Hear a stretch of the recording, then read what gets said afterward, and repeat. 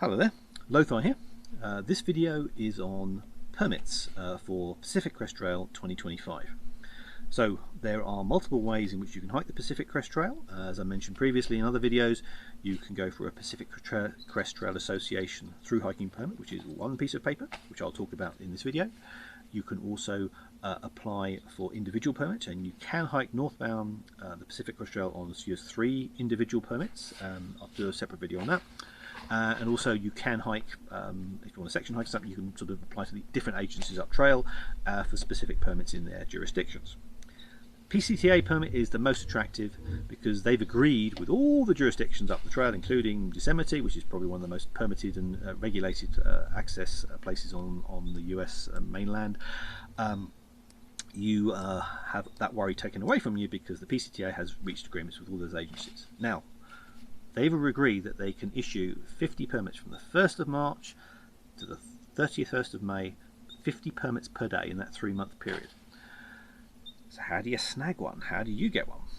Well, there is a lottery process. Now, it is a 2-stage lottery process. There's a registration process, there's a lottery day 1, and there's another registration process, and then there's a lottery day 2. So how basically do you get one? Well, first of all, disclaimer, look at this website. This has all the information. This video I'm going to talk about it, but this is where you get all the definitive information, and you are responsible for getting your permit. So first thing to do, put in your calendar, 1st of October to the 15th of October is registration day if you want to go for a permit. Be careful, the times and dates quoted are US West Coast Pacific times. So it's October the 1st at 10:30 AM registration opens, and it closes, the first registration site closes on October the 15th at 5 PM Pacific time. So you have 2 weeks to get your act together and register, and all you're doing is registering your name, your interest in getting a permit, participating in the lottery. You'll have to give, I think you identify like your date of birth and an email account so that you can log in and get basically a verification code sent to you, such that every time you log in they can check it's you. So once you've got the registration done, you can then sit back and wait for the first lottery day. Now, the first lottery day is 2 weeks after registration. The first registration closes, so it's actually the first registration is October the 1st to the 15th. Then the lottery day is October the 30th. So you've got a big gap. So you have to stress through that gap.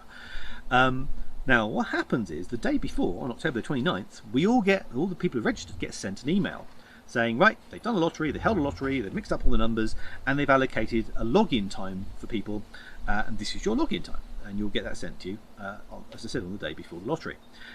Now, the lottery on lottery day starts from 10:30 AM Pacific time and runs till I think 3 or 3:30 PM Pacific time.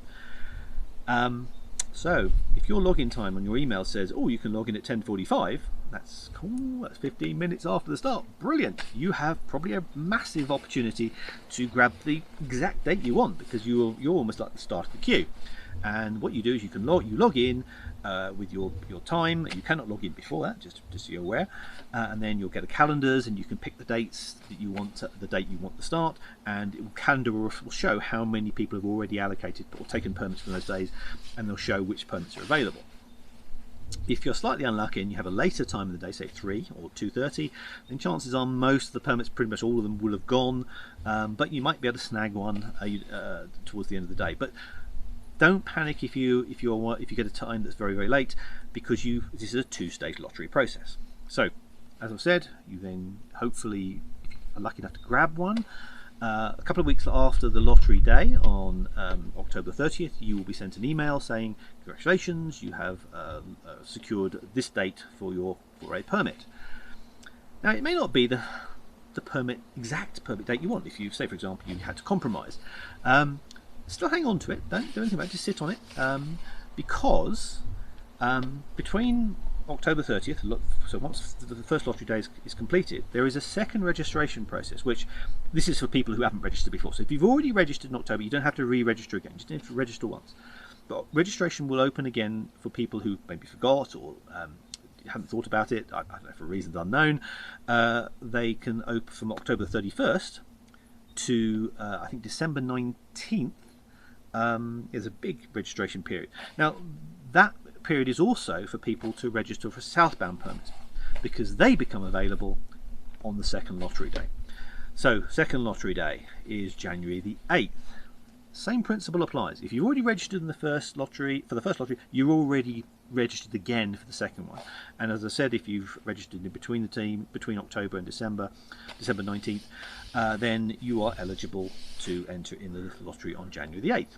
Same process again. You get an email sent on January the 7th, and then give you a time and you can log in. Now, even if you've already got a permit from the first lottery, you still get sent an email. So you can choose to log in again and modify your permit if you want to go for a better one. If you've already got the permit date you want and it's perfect, then you don't need to participate in the lottery again. You don't need to do anything. You just ignore the time and don't log in on the second lottery day. So if you want to modify the date, and you can log in and you've got the chance to maybe snag a better date, what you do is you snag that better date and then say, oh, I'll give up my first one. There's a process for that online to do that. So you have 2 bites of the cherry of trying to get the permit that you want. Again, 2 or 3 weeks later, you will then get sent an email saying, congratulations, you have this permit, you've been allocated this permit slot. Now, if you've been really unlucky and you've got a very late time on the first lottery day, and you've got a very late login time on the second lottery day, and you didn't get the permit you wanted, you've got multiple options. I would still consider that you can grab a cancellation. They happen surprisingly often in the period from early January after the second lottery day to the start of the hiker season.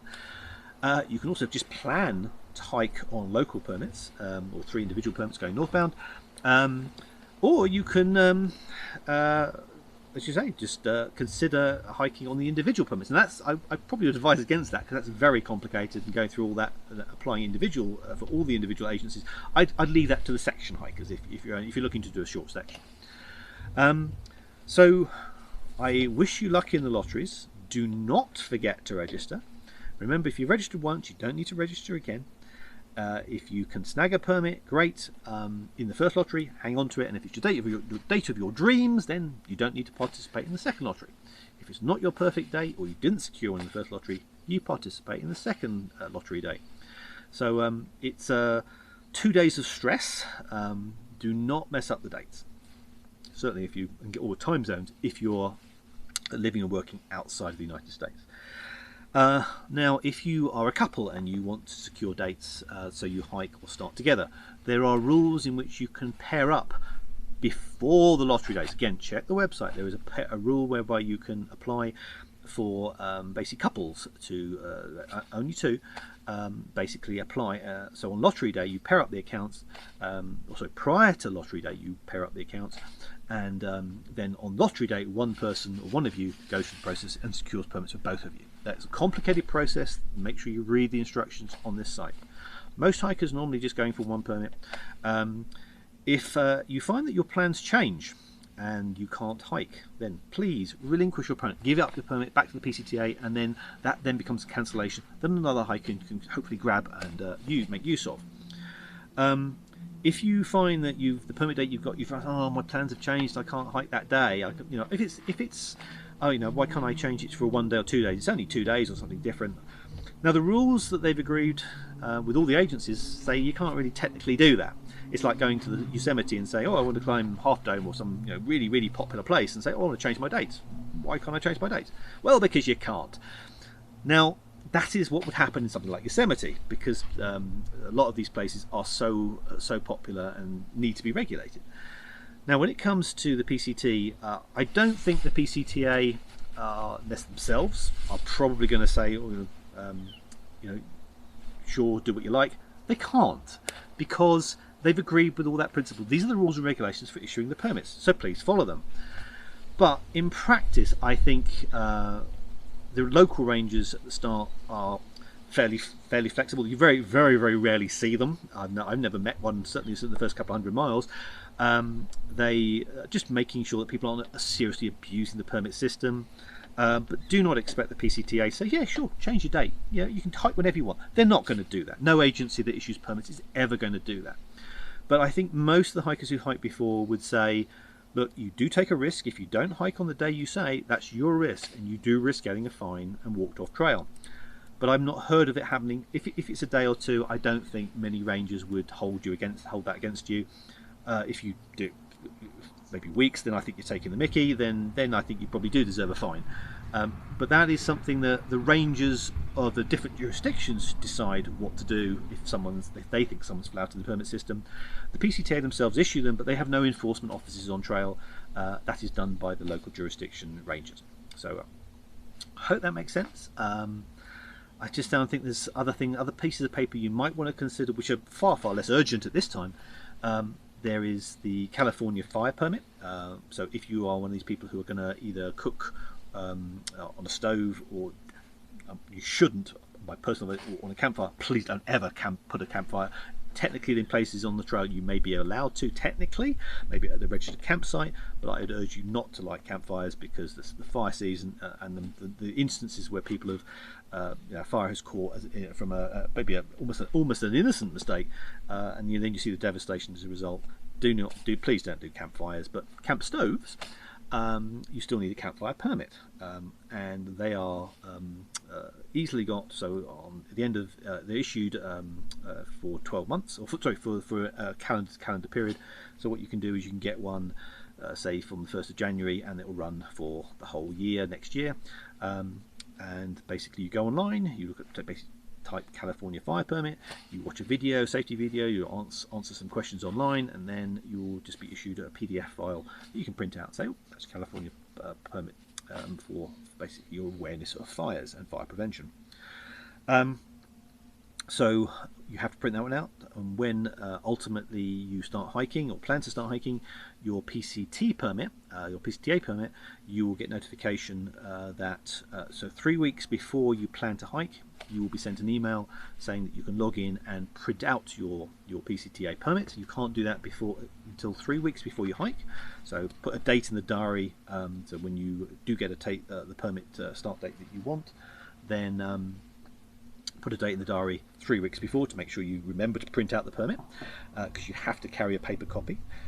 For reasons quite unknown, once you start hiking, you cannot print the permit from the permit page, so make sure you print it out beforehand.